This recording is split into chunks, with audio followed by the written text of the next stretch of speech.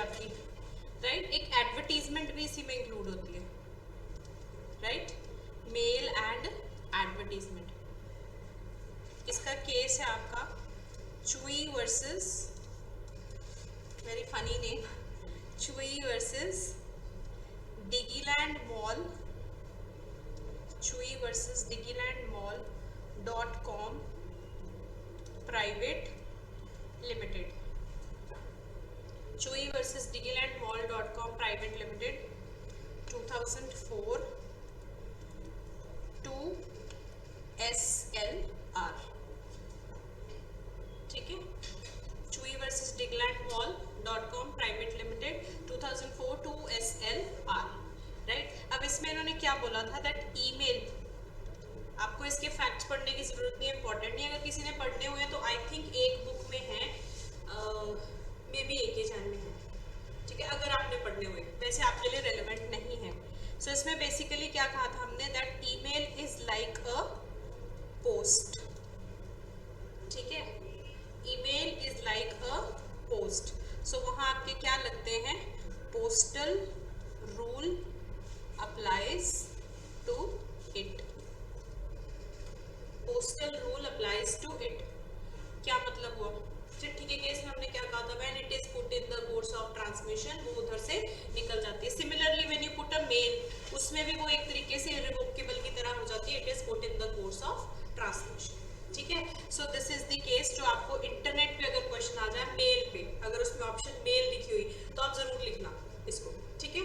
अब आते हैं, एक आपको मैं कल नाम बताना भूल गई, जिसमें हमने किया था ना कि सेम टाइम पे ऑफर पहुंच रहा है और रेवोकेशन पहुंच रहा है, ठीक है। हमने कहा था ना कि जौन सी पहले पड़ी उसके बेसिस पे आपका कॉन्ट्रैक्ट होएगा। आज मैं आपको ऐसे सारे पॉइंट्स बता दूंगी जो मैं भूल चुकी हूँ, एक दो चीजें आपकी क्लासेस करते हुए, ठीक है, so that today we finish it off completely, completely means completely. So उसको हम बोलते हैं accidental form of contracts, accidental form of contracts. कई बार क्वेश्चन आ जाता है, उसमें आपसे पूछा होता है कि एक्सीडेंटल फॉर्म ऑफ कॉन्ट्रैक्ट्स कैसे बनते हैं। सो दैट मींस जिसमें आपने ऑफर भेजा, उधर से रेवोकेशन भेजा, और जो भी अगले ने पहले पढ़ ली उसके बेसिस पे ही आपका कॉन्ट्रैक्ट बन रहा है। So that means this is called as accidental form of contracts, ठीक है। Many students get confused there, so इसलिए मैंने आपको करवाया है। एक आपको पहले सारा स्टार्ट करने से पहले I forgot the difference between void agreement and illegal agreement. ये many of you are not able to find it in the books, जो मुझे ऑनलाइन स्टूडेंट से फीडबैक मिला, and many of you are not able to write it correctly in the exam, and many of you are confused। तो मैं आपके पास दो questions लेके आई हूँ which is from the Delhi test series. आप वो दो क्वेश्चंस अभी सॉल्व करके देखो मेरे साथ ही, ठीक है, ताकि आपको ये डिफरेंस क्लियर हो जाए। Let's start difference between void and voidable, void and illegal, sorry, void and illegal.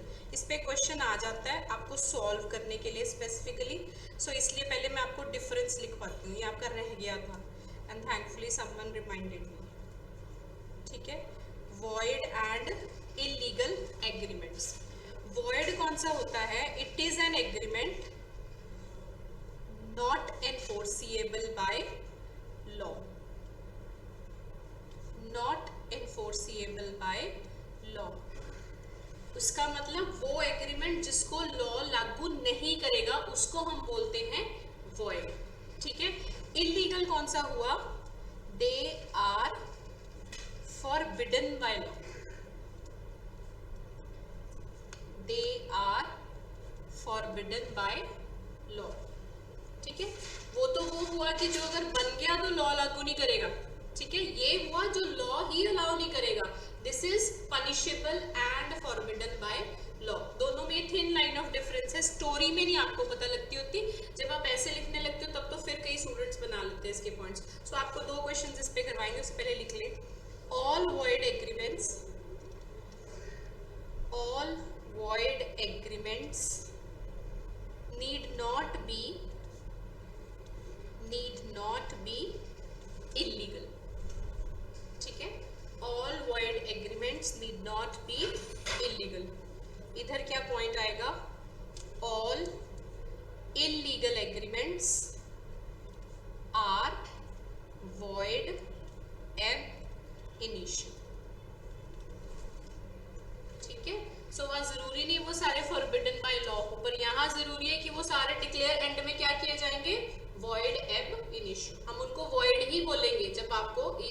बतानी है, ठीक है। देन इज वॉइड एग्रीमेंट, ये पनिशेबल होते,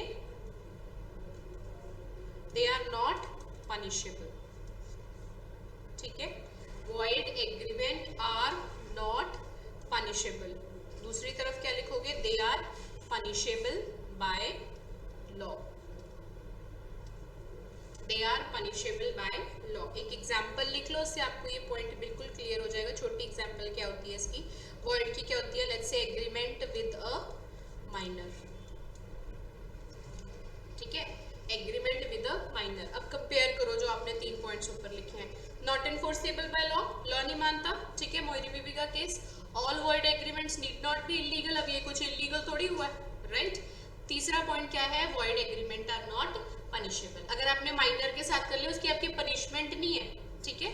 दूसरी साइड एग्जांपल लिखो, एग्रीमेंट टू असॉल्ट और let's say murder a person,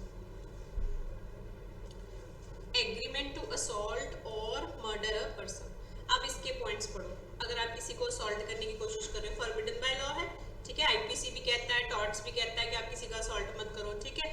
all illegal agreements are void ab initio, अगर आपने ये किया इसको तो कॉन्ट्रैक्ट माना ही नहीं जाएगा किसी भी केस में, राइट। पनिशेबल बाय लॉ है बिल्कुल, ठीक है।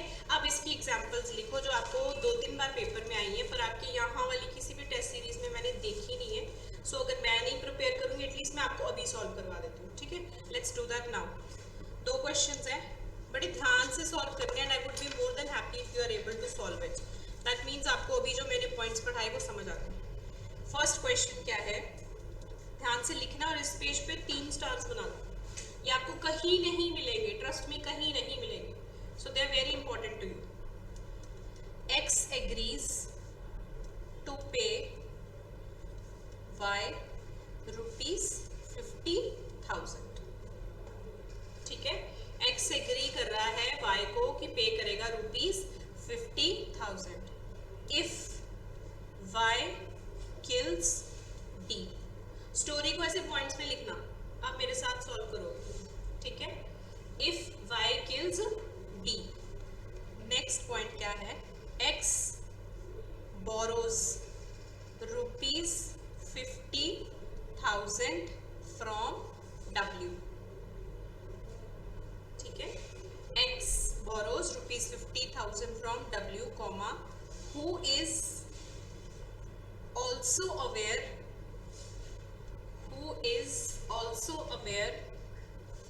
of the purpose of loan, ठीक है। लोन ही कहते हैं ना इसको, उधारे पैसे ले रहा है और उसको पर्पस भी पता है, right. Next, y kills d, but x refuses to pay to y, ठीक है, x ने मना कर दिया। x also refuses to repay the loan to w, ठीक है। ये सौखे वाला क्वेश्चन है जो डायरेक्ट आता है। इसके बाद मैं आपको एक इनडायरेक्ट करवाऊंगी, मोस्टली ऐसा ही आता है। एक कई अगले से दिल्ली वगैरह का पेपर इनडायरेक्ट भी आ जाते हैं, राइट। अब इसमें आपको क्वेश्चन क्या आता होता है, एक्सप्लेन द वैलिडिटी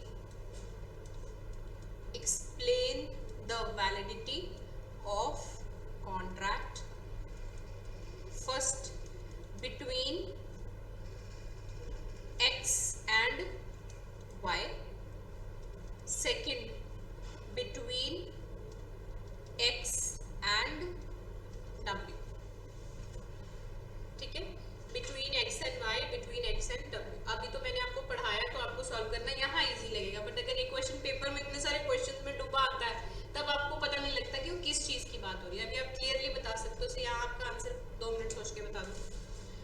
आज कौन कौन ऑनलाइन है, सैटरडे की फीलिंग में मुझे लगता है कम ही होंगे आप लोग।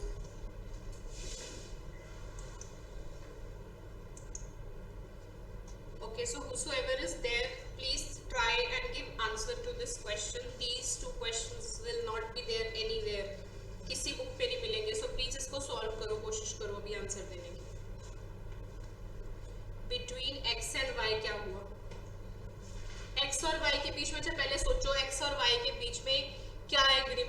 कोशिश हो रही है? कौन सा? इलीगल। ठीक है, तो आपका आंसर यहाँ क्या होएगा?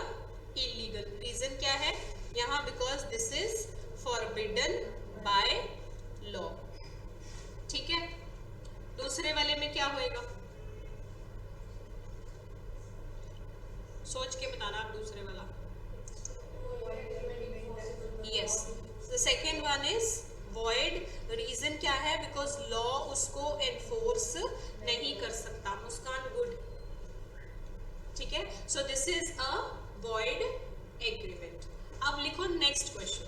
नेक्स्ट क्वेश्चन का फर्स्ट पार्ट सॉल्व कर लोगे तो I would be more than happy, because वही है जो आपको इनडायरेक्टली आता है, अदरवाइज तो it's easy.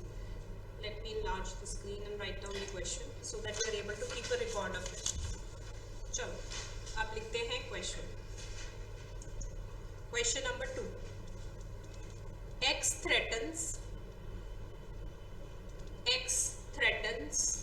to kill Y. X threatens to kill Y if Y does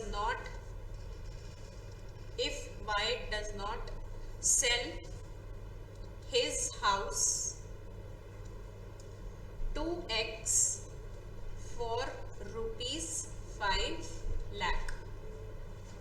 ठीक है, X threatens to kill Y if Y does not sell his house to X for ₹5 lakh. अब यहाँ पे obviously डर के Y क्या कर गया? Agrees to sell his house. मैं आंसर भी बताती जा रही हूँ साथ साथ में हिंदी में। ठीक है, नेक्स्ट क्या है? सो इसके लिए क्या होता है? X borrows ₹5 lakh। अब घर खरीदना है तो कहीं से पैसे मांग के दे रहा है वो। ठीक है, X borrows ₹5 lakh from D who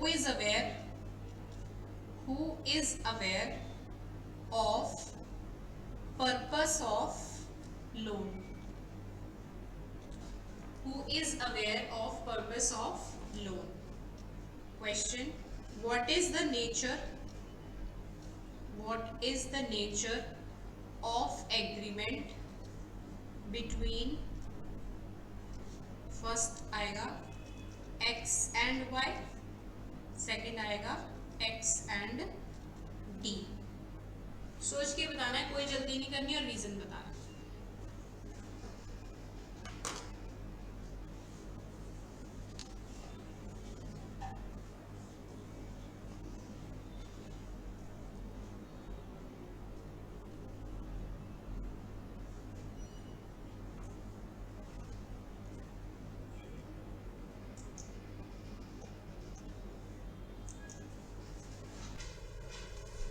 between X and Y illegal. हाँ जी बिल्कुल illegal, plus one more point has to be added. Illegal तो है, हाँ, सो वॉइड है। अगर आप किसी को थ्रेट कर रहे हो, किस चीज पे आता है? कोर्जन। हेंस द वर्ड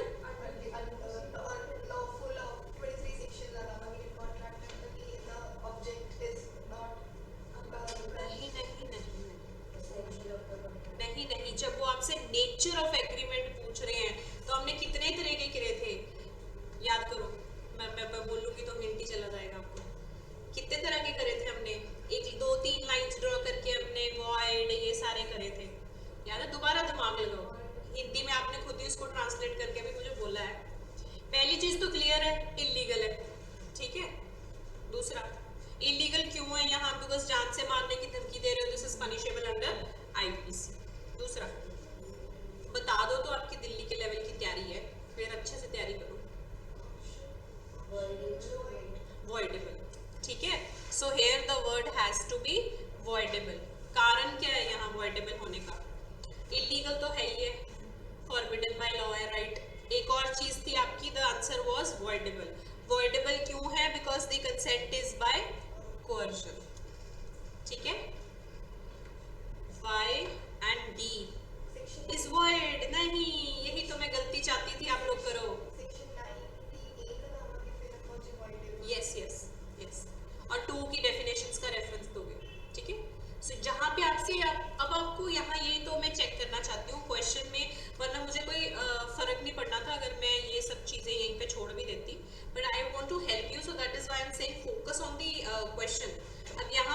क्या लिखा है, what is the nature of the agreement.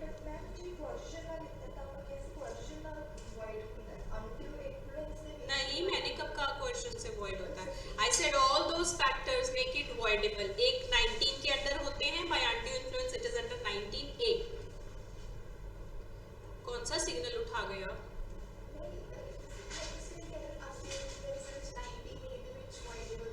हाँ, so ये undue influence थोड़ी एक क्वेश्चन है, under 19 it is voidable.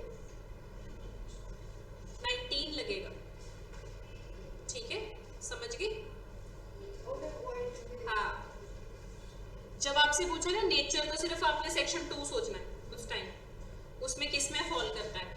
अभी मुझे कोई बस ये बता दो एक्स एंड डी, गूगल कर लो, जो मर्जी कर लो, कहीं से नहीं मिलेगा। इवन द ऑनलाइन स्टूडेंट्स, मुस्कान यही तो गलती मैं ढूंढ रही थी कि आप ये लोग ये गलती करो ताकि आप अच्छे से मेरा सब्जेक्ट पढ़ो, ठीक है। It is not about how good I am teaching, it is about how good you are receiving it. सोचो सोचो, दिमाग लगाओ। वैसे क्लासेस इतनी स्लो होनी चाहिए, so that you should have the time to do the brainstorming along, but actually we people are very professionals, हमारे पास खुद के पास टाइम नहीं होता।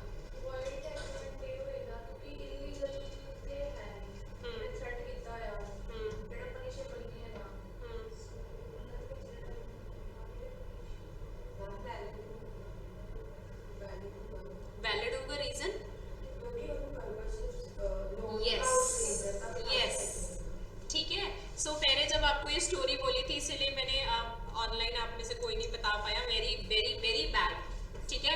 एक्स एंड डी में आपका जो कॉन्ट्रैक्ट है वो क्या है, let me enlarge the screen, that is a valid contract. Reason यहाँ क्या है, पर्पस ऑफ लोन, ठीक है। क्या होता है बेसिकली यहाँ जब वो पैसे ले रहा है, purchase of house. Purchase of house का मतलब ऑब्जेक्ट क्या है आपका, वैलिड, ठीक है।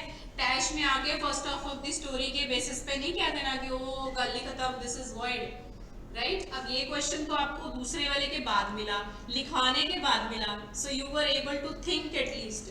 पेपर में तो बीच में आएगा ये, कहीं पे भी घुसा हुआ, ठीक है। सो यहाँ मैंने आपको क्या लिखवाई थी, borrows money who is aware of the purpose of loan. Purpose of loan क्या था कि मैंने घर खरीदना है, वो थोड़े बताएगा मेरे साथ धक्का हुआ ये वो, यहाँ लिखा था he also disclosed it, then the situation would change, ठीक है। सो जब भी आपने पेपर में इसको सॉल्व करना है, दिमाग लगा के करना है।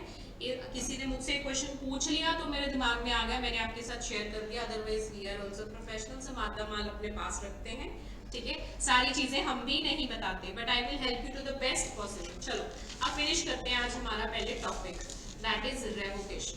आ जाओ रेवोकेशन पे, लेट्स फिनिश रेवोकेशन। सबसे सौखा, इसमें कुछ भी खास नहीं है, हम इसके चार्ट्स कर चुके हैं। आज मैं आपको रिटन मटेरियल जो आपको पेपर में एग्जैक्टली लिखना है वो बता देती हूँ, फालतू इधर उधर जाने की जरूरत नहीं, सिर्फ ये 3 पेज पढ़ना and the work is done. Revocation में आपने फर्स्ट पॉइंट लिखना है that Indian contract act gives the option of revocation, ठीक है। रेवोकेशन बेसिकली क्या होती है, आपके पास एक ऑप्शन होती है, ठीक है। किस किस को मिलती है, to the offeror as well as the acceptor, ठीक है, दोनों को मिलती है। बिल्कुल सिंपल तरीके से समझेंगे। कब तक मिलती है, before a completed contract comes into existence, ठीक है। जब कॉन्ट्रैक्ट बन गया उसके बाद तो फायदा ही नहीं, राइट। रोका हुआ है, आप रोकने से पहले पहले शादी को विड्रॉ कर सकते हो, शादी होगी उसके बाद विड्रॉ नहीं कर सकते, सो दिस इज लाइक रोका, ठीक है। So basically before a completed contract has come into existence, ठीक है। अब डेफिनेशन करते हैं रेवोकेशन होती क्या है। ये बुक्स में कई जगह दी है, कई जगह नहीं दी। Revocation is an option, revocation is an option given to the parties, given to the parties, bracket में both offerer and acceptor, both offerer and acceptor to stop the contract from coming into existence, from coming into existence. ठीक है, सो अब इसका करते हैं कि revocation होती कैसे है। ये हमने अभी तक नहीं किया था, हमने किस कब हो जाती है वो सब कर लिया अंडर सेक्शन 4 एंड 5। सेक्शन 6 क्या बात करता है, revocation how made, revocation how made. अब आप बाकी चीजों के लिए नोट्स इधर उधर देखना चाहते हो देख सकते हो, मटेरियल जितना मर्जी आपको मिलता है कर लो, but I think revocation is one topic जिस पे आपको ज्यादा टाइम नहीं वेस्ट करने की जरूरत है। सिर्फ 3 पेज ये plus the 2 charts that we made and the questions that we solve sufficient है। ठीक है, कुछ टॉपिक्स पे आप अपना टाइम बचाओ जिसपे आपका टीचर ही गारंटी ले रहा है कि आपको फालतू सवाल नहीं आएंगे, तो don't waste your time, right. अब रेवोकेशन हाउ मेड में पहले फ्लो चार्ट बताते हैं, 4 तरीके से बेसिकली। ठीक है, सबसे पहला तरीका क्या होगा, कम्युनिकेट ही कर दो। ठीक है, communication of notice of revocation, communication of notice of revocation. That means आपने खुद से अगले बंदे को बता दिया कि मुझे ये ऑफर अब कंटिन्यू नहीं करनी या एक्सेप्टेंस कंटिन्यू नहीं करनी। ठीक है, सेकंड क्या हुआ जिसमें आपने खुद से नहीं बोला बट लैप्स ऑफ टाइम। ठीक है, lapse of time, let's say 5 दिन का टाइम दिया गया था, 10 दिन का टाइम दिया गया था, वो जो टाइम निकल गया तो ऑटोमेटिकली आपको बोलने की जरूरत नहीं, there is a revocation of that offer और एक्सेप्टेंस। देन थर्ड क्या आता है आपका, failure of acceptor, failure of acceptor to fulfill condition precedent to acceptance, condition precedent to acceptance। Let's say हमने कहा था पहले ये चीज होगी उसके बाद हम इसको मानेंगे, लेट्स से हम कहते हैं इसी मैनर में होनी चाहिए, what is that manner, also condition president. ठीक है, लास्ट आती है bye death, by death or insanity of proposer, by death or insanity of proposer। अब मैंने proposer क्यों लिखा, why not acceptor, ऐसे टेक्निकल पॉइंट्स पकड़ा करो। जब प्रपोजर के पास एक्सेप्टेंस पहुंचेगी तब कॉन्ट्रैक्ट कंप्लीट होता है। ठीक है, अगर एक्सेप्टर वाला मर गया कोई फर्क नहीं पड़ता, अगर ऑफरर मर गया तो फर्क पड़ता है। ठीक है, that is why you use the word, कई लोग पॉइंट जब पेपर में लिखते हैं ना कल्ला लिख देते हैं, बाय डेथ और इंसैनिटी स्पेसिफाई। ठीक है, so this is of the proposer, right. अब इसके पॉइंट्स बनाते हैं पॉइंट बाय पॉइंट, सबने लिख लिया, can I move to the next page, you have written it. ठीक है, चलो let's move to the next page, इसके नोट्स कंप्लीट कर लेते हैं आज एंड थैंकफुली मंडे से कंसिडरेशन स्टार्ट करेंगे जो कि सबसे ज़्यादा टेक्निकल है आपके पेपर के लिए, सबसे ज़्यादा क्वेश्चंस उसमें से बनते हैं। ठीक है, पहला टॉपिक करते हैं इसका, नोटिस ऑफ रेवोकेशन। जो हमने अभी फ्लो चार्ट बनाया है उसको पॉइंट वाइज एक्सप्लेन करते हैं।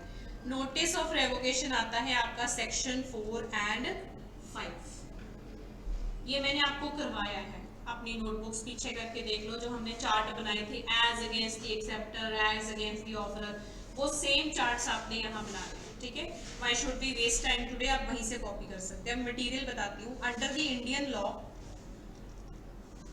Under the Indian law comma it is necessary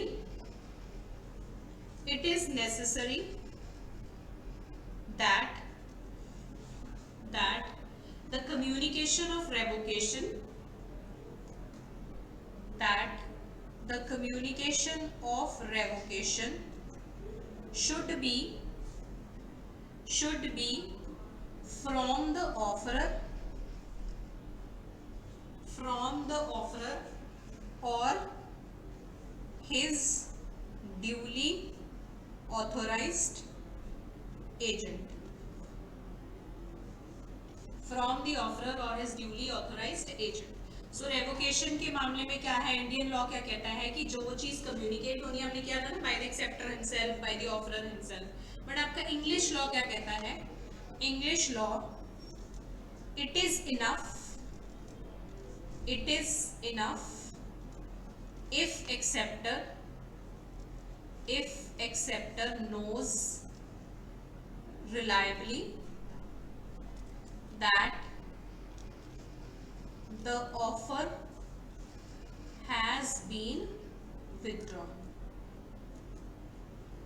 that the offer has been withdrawn. इसका एक केस लिख लो, उस केसेस के बेसिस पे ही हम इंग्लिश लॉ का जो प्रिंसिपल ले डाउन करते हैं, which Muskan had already written it in the test. Dickinson versus Dodds. Dickinson versus Dodds. This is the English case law. इसमें बेसिकली क्या हुआ था कि एक आपकी थर्ड पार्टी थी, ठीक है, थर्ड पार्टी इन्फॉर्म करती है किसको, प्लेंटिफ को, राइट, थर्ड पार्टी प्लेंटिफ को इन्फॉर्म करती है दैट द प्रॉपर्टी, कौन सी property, about which offer was made to the plaintiff has already been sold to another, ठीक है. सो अगर लेट्स से ऐसा कोई केस हो जाता है जहाँ तीसरा बंदा बता रहा है कि जो तेरी वो ऑफर थी वो तो वैसी हो जाएगी बिकॉज उन्होंने किसी तीसरे को बेच लिया, इंडियन लॉ में ये अलाउड है नहीं, ठीक है. हम क्या कहते हैं, किसी भी चीज की कम्युनिकेशन या तो उसी बंदे से या ऑथोराइज्ड एजेंट से ही होनी चाहिए, बट यहाँ हम इसको विड्रॉल ऑफ ऑफर कंसिडर कर लेते हैं, ठीक है. क्यों, क्योंकि यहाँ हम इसको वैलिड रेवोकेशन मानते हैं, क्योंकि हमने लाइन क्या लिखी थी ऊपर, it is enough if the acceptor knows reliably that the offer has been withdrawn, ठीक है. सो यहाँ reliable knowing is also sufficient. हमारे केस में इंडियन लॉ में communication, proper communication has to be there. अब इसके 3-4 पॉइंट्स हैं जो आपके बुक्स में बने होते हैं, वो बना लेते हैं. General offer, tender and bid. Communication, इनकी फर्दर सब पॉइंट्स हैं. First is general offer. First is general offer. General offer कैसे होती है, published through social media और newspapers, ठीक है, published through newspapers. तो अगर आपने ये विड्रॉ करनी है तो उसकी कम्युनिकेशन कैसे होगी, लेट्स से आपने न्यूज़पेपर में एडवर्टीजमेंट देके जनरल ऑफर दी थी. स्पेसिफिक ऑफर तो ये हो गया, मैंने इसको ऑफर दिया, मैंने इसको बोला और ऑफर विड्रॉ. इसको लेटर लिखी थी, लेटर लिखी और विड्रॉ कर लिया, टेलीग्राम भेजी, विड्रॉ कर लिया. But what is the medium in social offer, general offer, same, ठीक है. न्यूज़पेपर में पब्लिश किया है तो न्यूज़पेपर में ही पब्लिश करके आप उसको विड्रॉ कर सकते हो, ठीक है. ये प्रिंसिपल्स हैं, इनको एक बार लिख लो, बुक्स में मिल जाते हैं very easily. It can be withdrawn by same media,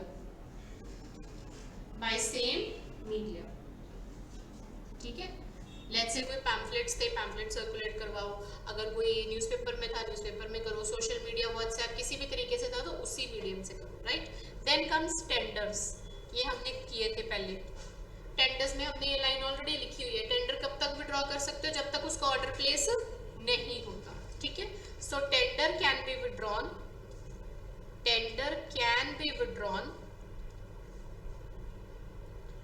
before its final acceptance by work or supply order. ठीक है. स्पेसिफिक ऑफर पता लग गया, जनरल ऑफर पता लग गया, टेंडर पता लग गया. एक और टॉपिक है जिसमें क्वेश्चन आता है, बुक्स में सारे जगह कवर्ड है, दैट इज बिड, ठीक है. ऑक्शनिंग एंड बिड पे भी आ जाता है ना आपको. तो बिड के केस में कब होगा, फॉल ऑफ हैमर, ठीक है, और any customary manner which is there, right. Bid में आपका आता है before the hammer is down, ठीक है. Before the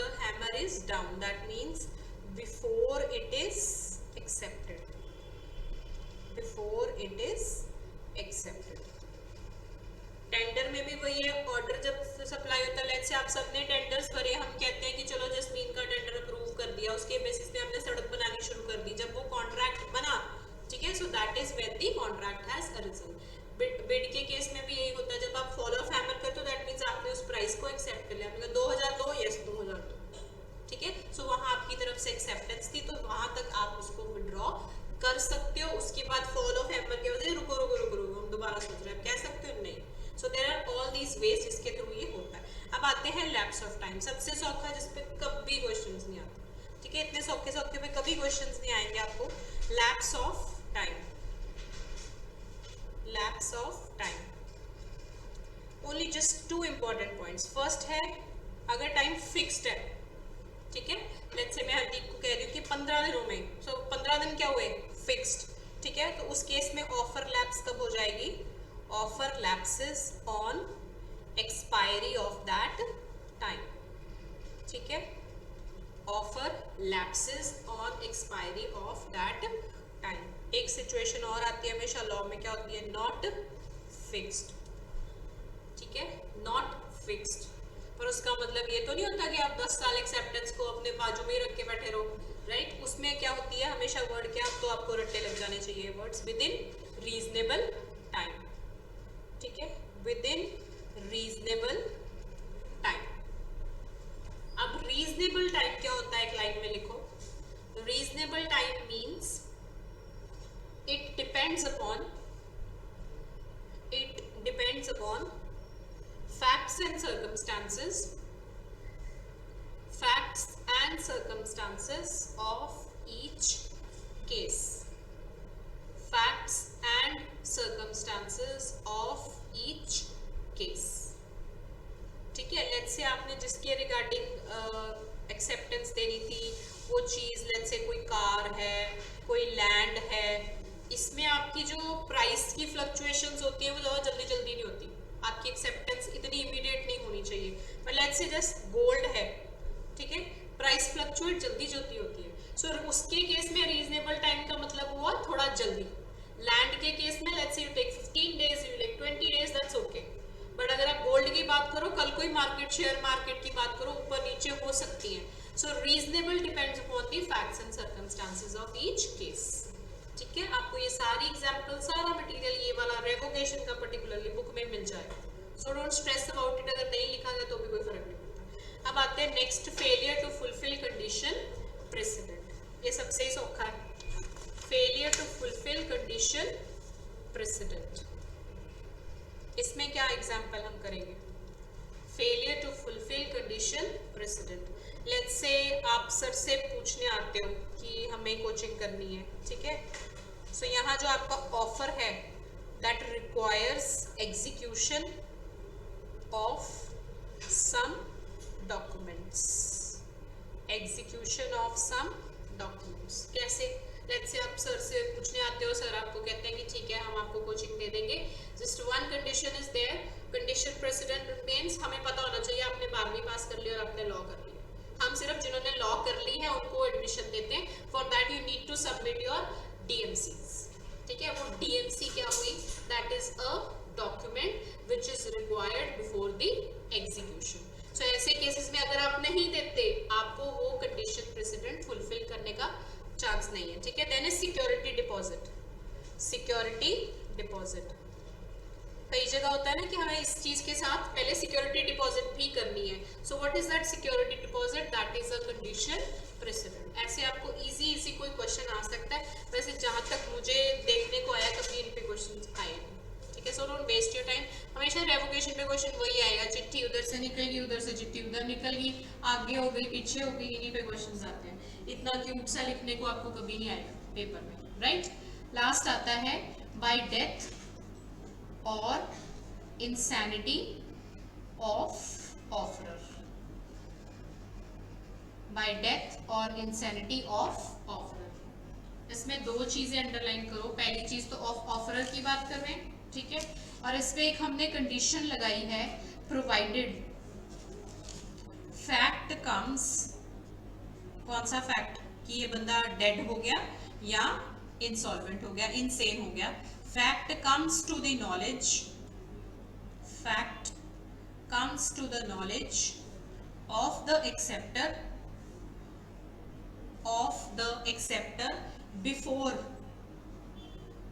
before he makes his acceptance. ठीक है, सो कौन से केसेस में रिवोक मानी जाएगी? Fact comes to the knowledge, fact of death और इंसॉल्वेंसी और insanity comes to the knowledge of the acceptor before he makes the acceptance, उस केसेस में वो विड्रॉ मानी जाएगी। लेट्स से उसके बाद हुआ तो वो क्या हो जाएगा? Valid contract. ठीक है, so that is valid contract. Done. अब आते हैं एक बार एक्सेप्टेंस अंडर इंग्लिश लॉ। ये तो हम ऑफर की बात कर रहे थे ज्यादा, रेवोकेशन के जो ये रूल्स हैं generally we take them in the context mostly of offer. अब करते हैं रेवोकेशन ऑफ एक्सेप्टेंस। उसमें हमने क्या है बीच में लाइन ड्रॉ करके 2 पॉइंट्स पढ़े थे, difference of postal acceptance in English law and Indian law. ठीक है, सो इंग्लिश लॉ में बेसिकली जो हमारी एक्सेप्टेंस होती है, एन एक्सेप्टेंस, कौन सी एक्सेप्टेंस? पोस्टल। वो once made is irrevocable, once made is irrevocable. वो चार्ट टैली कर लेना और वो पॉइंट्स ऑफ डिफरेंस टैली कर लेना, उसमें हमने लिखा था। ठीक है, अदर केसेस में, ये पोस्टल की बात हो रही है, अदर केसेस में कैन बी रिवोक्ड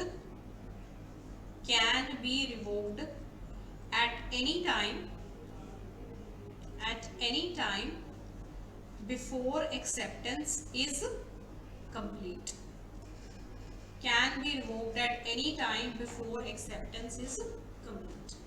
ठीक है, ये इंग्लिश लॉ का रूल है। इंडियन लॉ का रूल कहाँ है हमारा? सेक्शन 4 and 5, जो वो चार्ट्स थे हमारे, राइट? उसमें हमारी जो ये है ऑफर एंड एक्सेप्टेंस वो रिवोकेबल होती है, उसमें कोई फर्क नहीं, राइट? इंग्लिश लॉ में ये फर्क है कि अगर पोस्टल है तो वो इररिवोकेबल है, अगर वो टेलीफोन है या कोई और मीडियम है देन इट इज रिवोकेबल। ठीक है, इंडियन लॉ में सेक्शन 4 and 5 के हिसाब से वो रिवोकेबल है ही है, आपको ऑप्शन दिया जाता है कि आप उसको रिवोक कर सकते हो। ये माइन्यूट पॉइंट्स होते हैं, अगर आपको वहाँ क्वेश्चन आ जाता है आपको ये सारे माइन्यूट पॉइंट्स डिटेल में specifically for prelims at times. ठीक है, प्रीलिम्स में देखो वो बड़ी आपसे एग्जैक्ट बात पूछ लेते हैं, फिर हम कहते हैं डिफिकल्ट पेपर था। वो जो कट ऑफ जाते हैं जैसे 374, उसके बाद वाली जो कट ऑफ के 3-4 क्वेश्चंस होते हैं वो उन्हीं के लिए रखे होते हैं कि आओ बेटा अगर इसका जवाब दे गए तो आप बिल्कुल क्लियर कट ऑफ में आ जाओगे। ठीक है, so 5 questions at least are like this, उसके लिए आप ये सारे पॉइंट्स पे स्टार बनाते जाएगा और इनको ज्यादा फोकस किया करो, right? So with this we are done with your offer, acceptance and introduction. ठीक है, प्रीलिम के सारे हो गए हमारे questions. Now one of you only students requested me कि आपको एक तो AK जैन के क्वेश्चंस करवा दिए जाएं। ठीक है, आप लोग शुक्र है AK जैन को सीरियसली लेते हो, और एक आपको केस करवाया जाए वो जो शिप वाला। Now I don't remember the names, थोड़ा थोड़ा तो मुझे याद रहने लगे, पहले मैं देखूँ कौन कौन, देख के ही कई बार याद आता है। मेरी ये सिचुएशन है, आई एम टास्क की कौन सी एकेडमी से हूँ। Okay, so Neha is not there today. चलो let's solve it, you get these recorded lectures, right? चलो लेट्स स्टार्ट। नेक्स्ट टॉपिक लिखो, Taylor versus Laird. This is a case, Taylor versus Laird. ये आपकी first class है, ये खाली पड़े हैं सारे, इसके बाद भी क्लासेस है, you people don't go home, तो आप मॉर्निंग में नहीं करते सैटरडे को क्लासेस? बाय, सो दैट आप होली ज़्यादा मनाए, अब आप चुंगल से बाहर जा ना सको।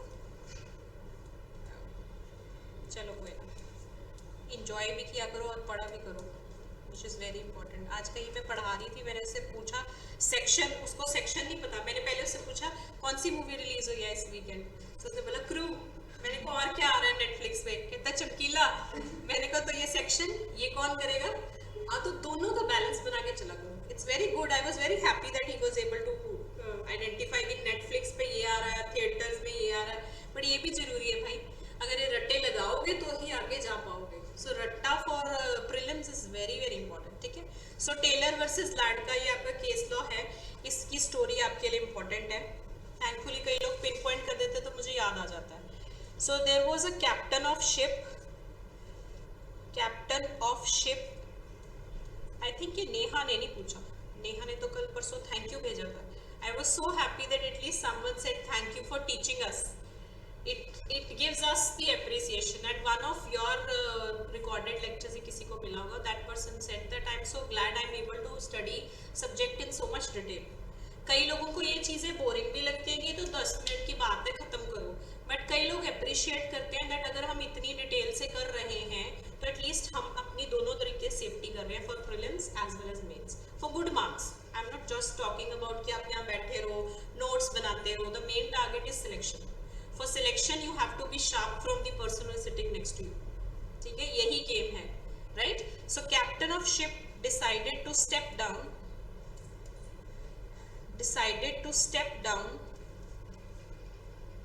from his post during a trip, कौन सी पोस्ट? पोस्ट ऑफ कैप्टन, ठीक है, and went back to working as a normal crew member, ठीक है। ये captain of the ship decide करता है। Ship owner was not aware of captain's decision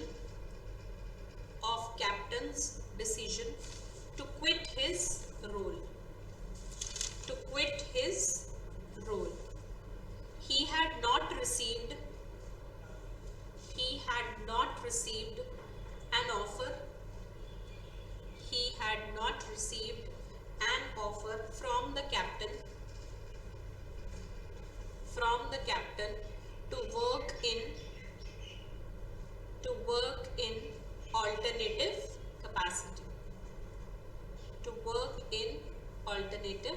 capacity.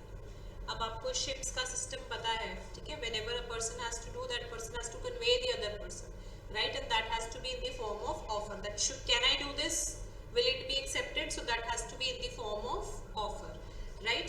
Next, note down, upon returning back from the trip,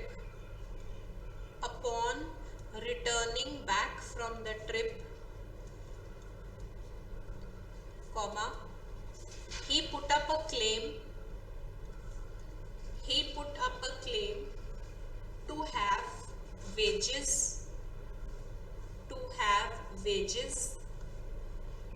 as per the pay scale,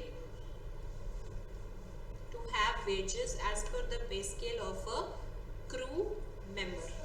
पे scale PAY fixed होता है ना, captain को इतने मिलेंगे, crew member को इतने मिलेंगे पैसे, ठीक है। Upon returning back from trip, he had a claim for claiming the wages as per pay scale of a crew member from the owner of the ship.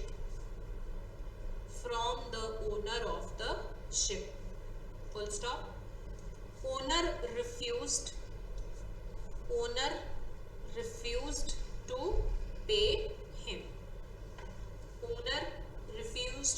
pay him. उसने reason क्या दिया, ऐसे करके लिखा करो आर। क्या reason दिया? He had not received an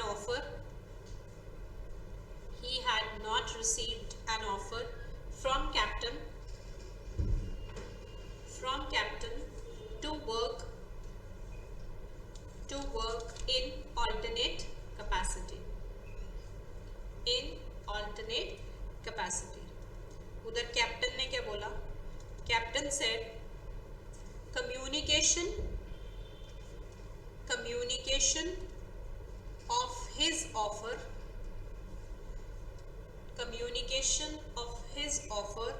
to work in alternate capacity could be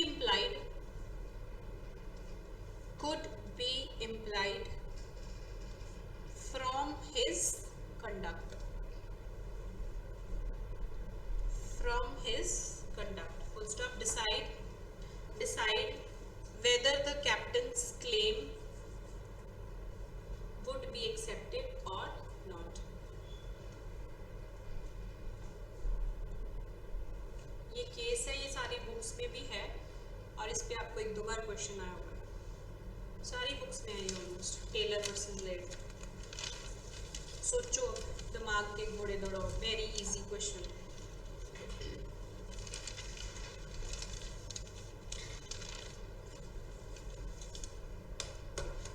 सबसे पहले हाथों को रिलैक्स करते हो।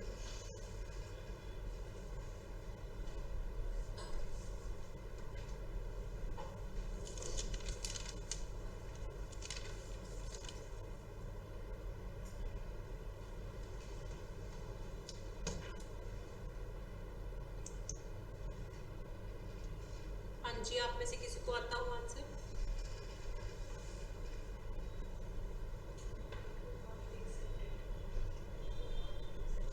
रीजन? यस, सो यहाँ आप ये जनरल ऑफर की तरह नहीं कह सकते कि दिस इज इम्प्लाइड, ठीक है? अगर हम ऐसे एक्सेप्ट करने लग गए फिर तो हम हर चीज में कह देंगे कि हमने ये किया था, आपने देखा नहीं कि हमने ये किया था, राइट? जिसमें आप एडवर्टीजमेंट या किसी फॉर्म में कहते हो तो उसमें परफॉर्मेंस ऑफ कंडीशंस में आपका इम्प्लाइड की तरीके से ट्रीट किया जा सकता है, but not in such cases in which it is specific, right? So यहाँ पे जो कैप्टन का क्लेम है वो फेल होगा, ठीक है? रीजन आपने एग्जैक्ट ये लिखना है that there is no binding contract, no binding contract. Reason के नीचे आप लिखोगे no binding contract because offer had to be communicated, offer had to be communicated, ठीक है? बिकॉज ये इंग्लिश केस में ये प्रिंसिपल लेट डाउन किया गया था, तो हमारे इंडिया में भी यही प्रिंसिपल फॉलो होता है, right? There can be this form of story जिसमें जरूरी नहीं शिप के बारे में आए, ऐसे आएगा कि एक बंदे ने कहा कि आपने देखा नहीं, मैं तो ये रोल प्ले कर रहा हूँ, राइट? सो ये तो इम्प्लाइड है, सो ऐसे केसेस में implied will not be accepted, right? अब 3 क्वेश्चंस हैं, फटाफट कर लेते हैं, उसके बाहर आपको क्वेश्चंस करने की जरूरत नहीं ज़्यादा, but please solve your 10 year papers, वो आपके लिए रामबाण है, बिकॉज कई बार एग्जामिनर सेम क्वेश्चंस उठा लेते हैं। Now because you people set तो एक के जान से करवाने हैं तो हम करवा देते हैं। Write down, A writes a letter,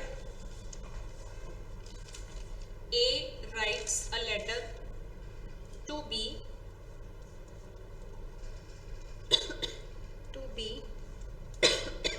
offering to buy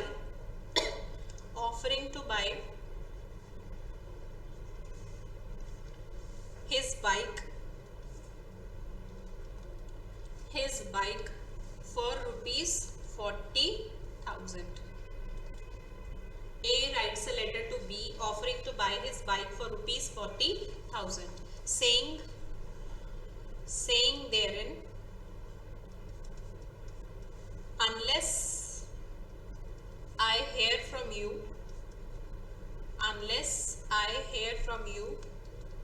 I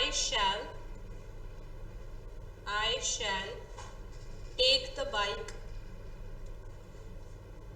to be mine for rupees 40,000.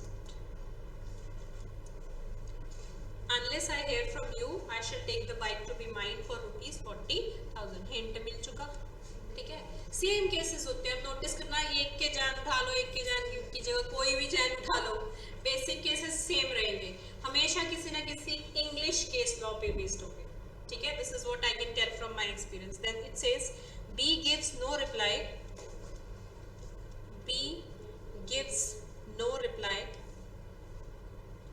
further B sells the bike to C.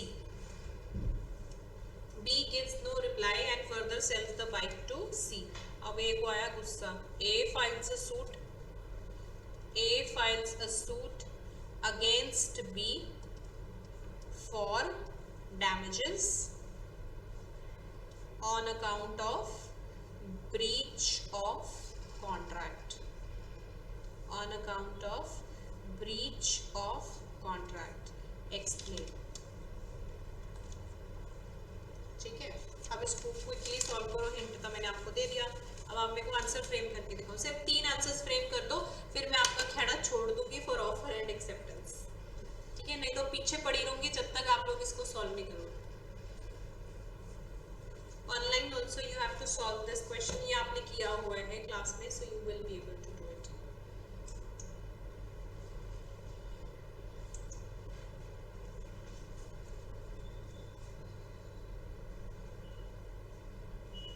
ठीक है निखिल, आपका पिछले वाले का आंसर तो ठीक है, स्पेसिफिक ऑफर कम्युनिकेटेड, राइट। इसका भी आंसर करो, A writes a letter to B वाले का।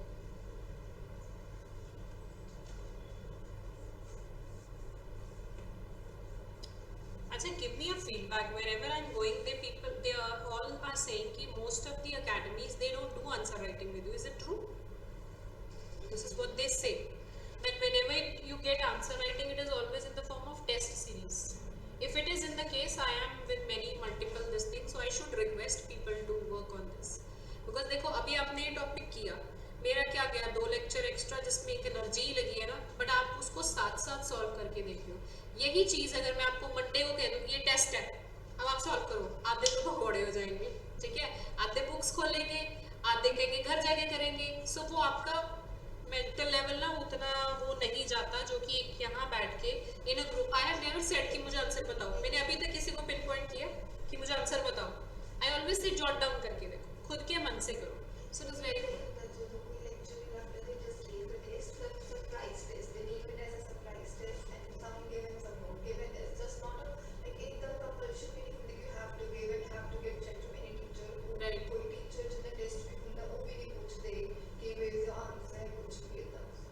So how will we get selections? We should target selections also.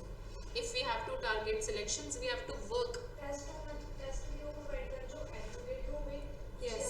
कि भी accurate हो गई, Yes. वो चीज़ इन्होंने खुद होते वक्त कितना है कि जो Yes. mistake कर भी कर सकते। आंसर भी पता होना चाहिए आपको। अभी आपको कोई भी ऐसा क्वेश्चन मैंने ये नहीं दिया होगा कि आप क्वेश्चन दे दिया उसका आंसर नहीं बताया, ये आपसे पूछा, ठीक है, आपसे ज्यादा तो मुझे ही पता होगा ना। So I am the best person who should tell the answer rather than saying तू बता, अच्छा तेरे को नहीं आता, तू कल पढ़ के आई हो। I have seen many of people doing this. I think many students, I am because into the stress management thing also, motivational lectures, so they come up to me, many class students also, they say कि हम ऐसे हो जाते हैं, we are not able to perform our best because of this reason. So I think in this area, Chandigarh specifically, if I say, we should work on this. This is very important. Basically इन्होंने मतलब जो भी academies की business run करना है, Right, that is important. They have to do their part, but you also have to perform. ਉਹਨਾਂ ਦਾ ਸਿਰਫ ਇੱਕ material notes teacher ਦੇ that's enough, ਉਸ ਤੋਂ ਬਾਅਦ ਉਹਨਾਂ ਦੇ And many even teachers run from dictating notes in the class. They find it very tedious. They say जब तक आपको material नहीं provide हो रहा, solve नहीं हो रहा, वो incomplete है. If I would have done this and I would have said questions last में करेंगे, हो सकता है last में available ही ना हो, या मैं आपको बोलूँ material last में देंगे, ठीक है ना। वो sale of goods, it was so damn lengthy and boring, but मैंने अपनी तरफ से finish किया जैसे भी, ठीक है। It takes a lot of efforts from both sides, so I think you should speak up and you should also work on these things. ठीक है, करा करो, पूछा करो, अपने टीचर से पूछा करो, always take their numbers, always be like teacher भगवान थोड़ी है, they are like friends, they are your mentors basically, you need to take help from them. नहीं आता तो आजकल तो बड़ा अच्छा तरीका है व्हाट्सएप से पूछो, हम लोग तो पूछ भी नहीं सकते थे हमारे टाइम पे, 10 साल पहले it was not allowed, right. कौन इतने आंसर्स लिख रहा है भाई?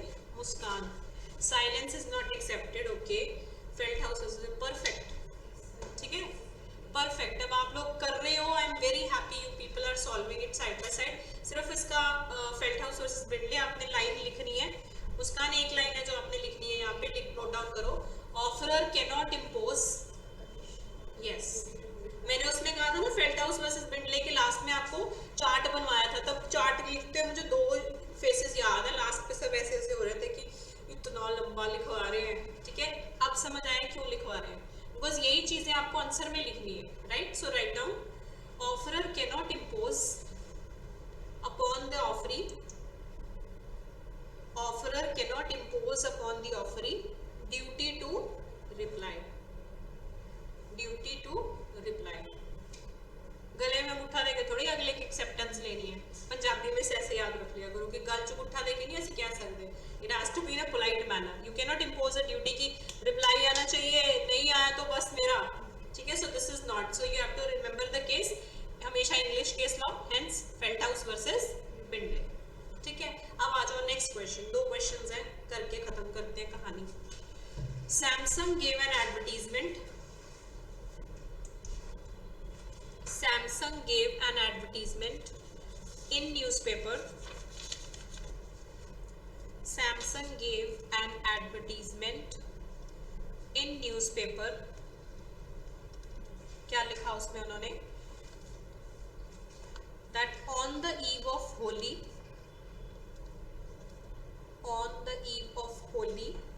ऑफर्स लगती होती है ना आपकी, ठीक है. अब मैं आपको 2 क्वेश्चंस वो बताऊंगी जिसमें मैं ये देखना चाहती हूँ आप आंसर किस एंगल से डील करते हो. On the eve of Holi we have pleasure in announcing a gift scheme.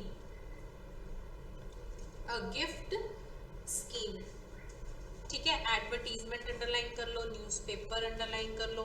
मैं आपको सॉल्व करना सिखाती हूँ कि आपको कैसे कैसे इसको सॉल्व करना है. ठीक है. नेक्स्ट उन्होंने क्या बोला? एनीवन. भाई जहां भी आपने ये वर्ड एनीवन पढ़ लिया वहां आपको हिंट आ जाना चाहिए. ठीक है. Anyone who purchases refrigerator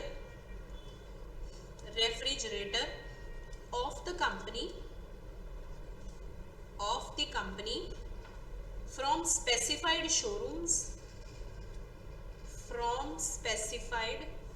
showrooms in the town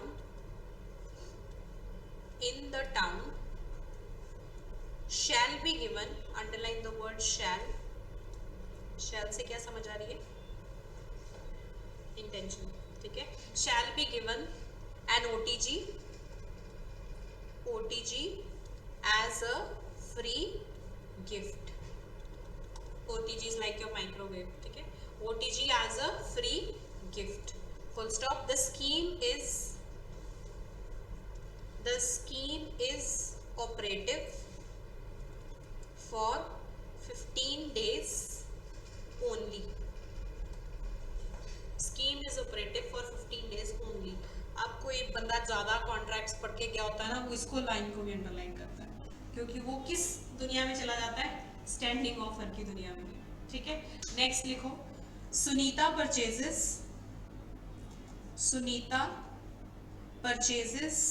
refrigerator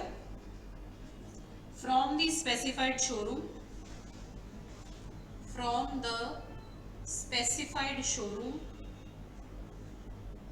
and claimed her gift.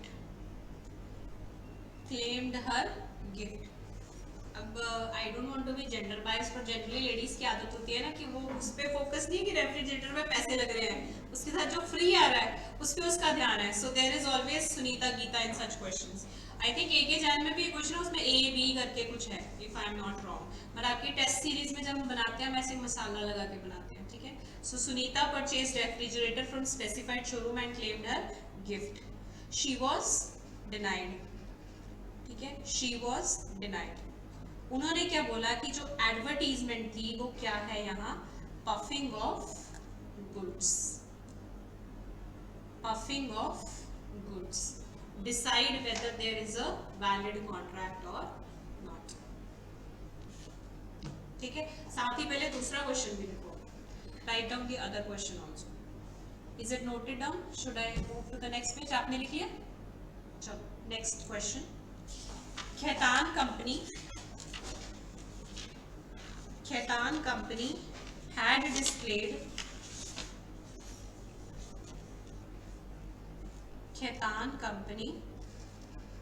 had displayed certain banners.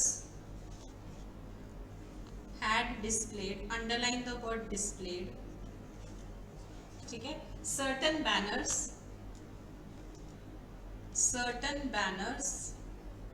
on their shop जिस पे क्या लिखा था? Special off season off season discount, underline the word discount, will be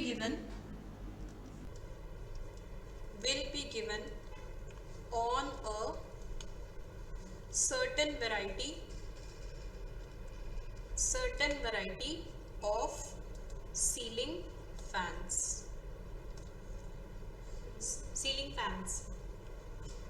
ठीक है, Khaitan company है displayed certain banners on their shop जिसमें लिखा था special off season discount will be given on certain variety of ceiling fans.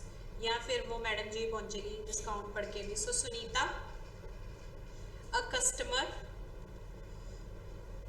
Approaches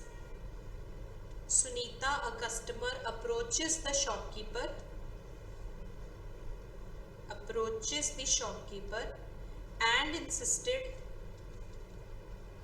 insisted on the special discount as provided in the banner. Shopkeeper refuses. यहाँ भी उसने same चीज बोली, क्या? This is puffing of goods.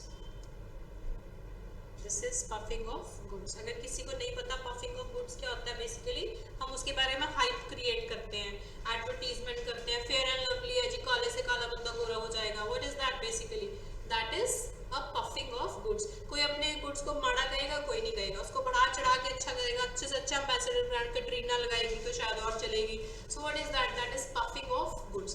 करना है, क्यों नहीं करना? This is business. आपको भी बोला जाता है ना, best test series, best faces of this thing, ये पढ़ाएंगे आपको। What is that? That is puffing of goods. अब इन दोनों के आंसर बताने आपको मुझे, मैंने आपको वर्ड्स अंडरलाइन करवा दिए हैं, सो आप कंफ्यूज नहीं हो। ये मुझे लिख के आप चेक करवाओगे, देन आपकी क्लास हम खत्म कर सकते हैं, बिकॉज हमारा टॉपिक फिनिश हो चुका है। ऑनलाइन वाले सबने लिख के बताना है मुझे अभी की अभी, बिकॉज घर जाके today is Saturday, I will also enjoy and not use WhatsApp. तो आज आंसर राइटिंग यही चेक करा।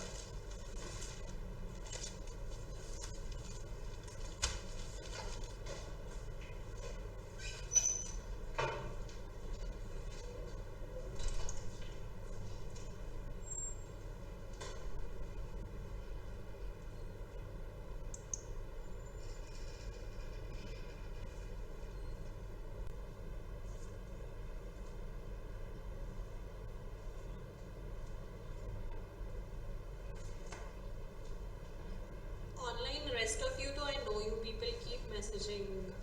सबके नाम आदिश and Reshu, you never get any answers checked from me.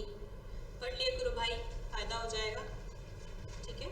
So please try and write the questions that I give to you and send a WhatsApp and I'll check that. अभी आज लिख के जाओ, चाहे 3 पॉइंट्स लिखो ब्रैकेट में, लिख के जाने आपने।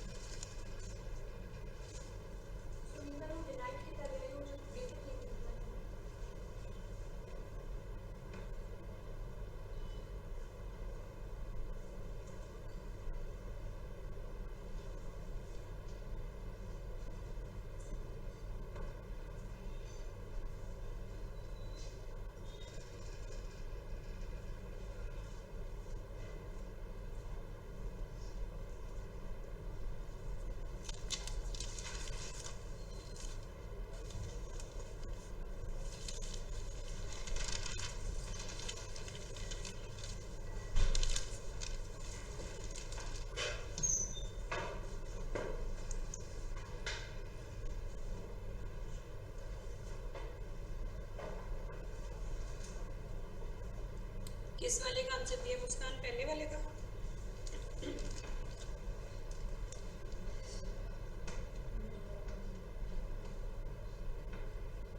ओके, कौन सी ऑफर है ये? This is general offer. Muskan answer ठीक है, वर्ड यूज करना है यहाँ पे जनरल ऑफर। आपने 3 वर्ड्स आपके पेपर में होने चाहिए जिसके बेसिस पे जिसके बेसिस पे आपका आंसर चेक किया जाएगा। फर्स्ट इज जनरल ऑफर, ठीक है, second is there is a valid contract, right, and gift will be given. Yes, case कौन सा लिखोगे? कार्लिल वर्सेस कार्बोलिक, ठीक है, ये पहले का आंसर है। सॉरी मैं आपने बोर्ड नहीं इनलार्ज किया मैंने। सो this is the answer for the first one.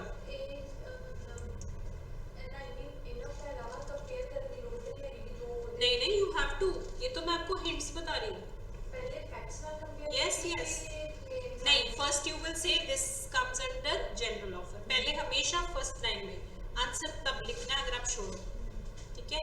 नहीं श्योर तो आप कंपैरिजन शुरू कर लो पहले, safer option, right. If you are sure तो आपने लिखना है this is general offer as in the case of Carlill versus Carbolic. कहाँ गई स्टोरी, ठीक है। सो यहाँ you will say there also there was an advertisement in the newspaper about the smoke ball. Here also this is an advertisement. This is always given by the companies as puffing of goods. उसको starting में बता देना, ठीक है। Yes, अब फिर आप उस पे आओगे, यहाँ लिखा anyone who purchases, anyone को आप अंडरलाइन करके लिख के बताओगे फैक्ट्स के साथ कि यहाँ पे भी anyone है, so that means this is a general offer, ठीक है। Then you will underline the word money shall be given या OTG shall be given। उसका मतलब ये है आपकी इंटेंशन थी, आपने ये नहीं कहा स्क्रैच कूपन होएगा उसमें से निकलेगा या मे बी ऐसा होगा, आप क्या कह रहे हो, मिलेगा ही मिलेगा। सो shall here gives your intention. या किसी ने मुझसे ये पूछा था इंटेंशन कहाँ से पता लगेगी, भाई वर्डिंग पकड़ो एग्जामिनर की, ठीक है।